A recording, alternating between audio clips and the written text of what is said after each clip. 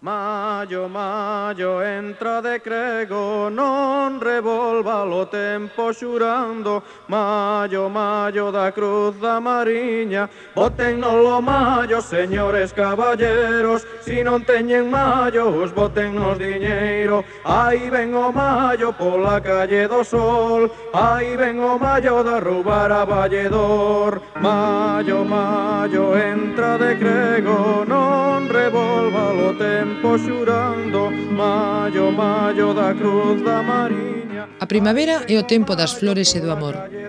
Dende a antigüidade o home celebra o remate do inverno e o comenzo do bo tempo, simbolizados no agromar e florecer dos vegetais, así como tamén na reprodución dos animais.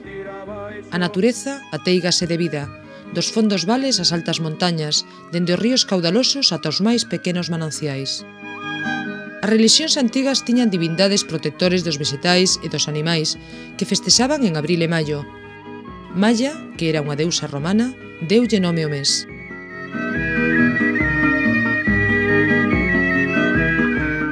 Na nosa terra, os maios celébranse dende moi antigo, tanto é así que no ano 1849 xa di Pascual Madoz, no seu coñecido dicionario, que era unha das festas máis importantes de Ourense. E o mesmo pasaba en Pontevedra, A Coruña, Lugo, Santiago de Compostela, Mondoñedo, Betanzos, Viveiro, Ribadeo, Monforte de Lemos, Ribadavia. Tanto antes como agora, os principais protagonistas da festa dos maios son os nenos e as nenas. Non se sabe como serían os maios antigos, pero é de supoñer que fosen semellantes aos actuais, feitos dos mesmos materiais e adornados con flores, laranxas, ovos, carrabouxos. En Galicia existen tres tipos de maios: humanos, tradicionais e artísticos. Os primeiros reciben esta denominación porque a figura non é máis que un neno cuberto de flores e follas. Son moi vistosos, pero xa quedan moi poucos. Últimamente saían en Portomarín en algunhas poboacións adornados do mesmo xeito que antes. Estes maios humanos tamén se diferencian dos demais nas cantigas, que sempre son as mesmas, coas que lles piden os veciños maiolas ou castañas, noces, lambetadas e cartos.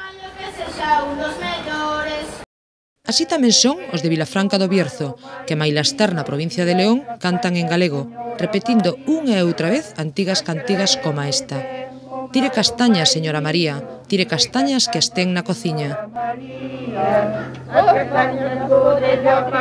Agora os maios máis populares son os de forma cónica ou piramidal, que simboliza unha árbore adornada.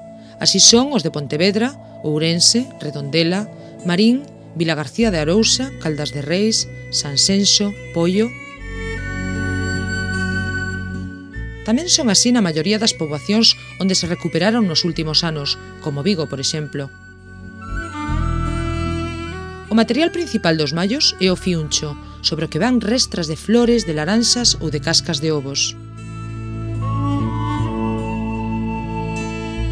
Un elemento moi vistoso é a coroa, a que lle dan gran importancia en poboacións como Pontevedra, que pode ir sobre o mallo ou nun pau a xeito de estandarte. Os maios de Ourense son máis altos, adoitan seren de saco cuberto con musgo, e os adornos máis populares son ademais das flores, os carrabouxos ou bugallos de carballo. Algúns levan na cima como unha campá, lembrando que antes tiñan unha campaíña coa que avisaban da súa presencia aos veciños. Por último, temos os maios artísticos, que son figuras que tanto poden ser un pazo, un cruceiro ou un boneco da televisión. Os materiais son os mesmos que os dos maios tradicionais. Entre os maios artísticos están os barcos de mallo, de feitura semellante a unha embarcación, que son tradicionais de Marín e Pontevedra. Para ir ao Monte do Gozo vamos todas semanadas a tocar a gaita fraga e a facer unhas queimadas.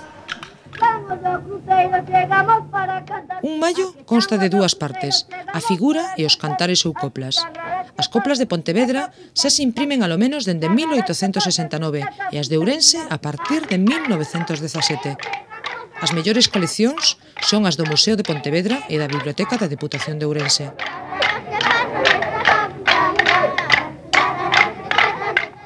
Dende finais do século XIX foron desaparecendo moitos mallos. Da maioría non se conserva nada, pero de algún, como o de Leiro, na comarca do Ribeiro, hai unha fotografía do ano 1930, polo que sabemos que era unha figura tirando a cónica. Nas últimas décadas lévanse recuperado en varias poboacións, sobre todo gracias ao labor dos colexios e institutos, pero compre que sexan moitos máis para que esta festa se celebre en toda Galicia.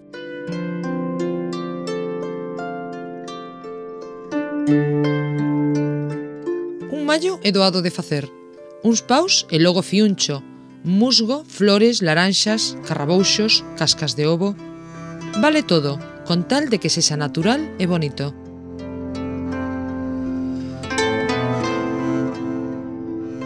O seguinte é redactar as coplas, referidas a feitos actuais e, sobre todo, de importancia local. Isto é un desgoberno, isto andalles fatal, que se vaya a maldito e que volte rebanar. Isto é un desgoberno, isto andalles fatal, que se vaya a maldito e que volte rebanar. Neste primeiro de maio. Por último, tomar parte no concurso e senón actuar no colexio e nas prazas ou rúas. Pero nunca ser esclavos.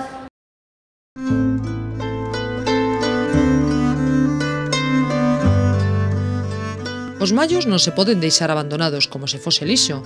Compre procurarlle unha fin digna como se facía antes, que ao rematar a festa botábanos a un río ou ao mar. Os de Ourense, o Miño, dende a Ponte Vella, e os de Pontevedra, o Lérez, dende a Ponte do Burgo.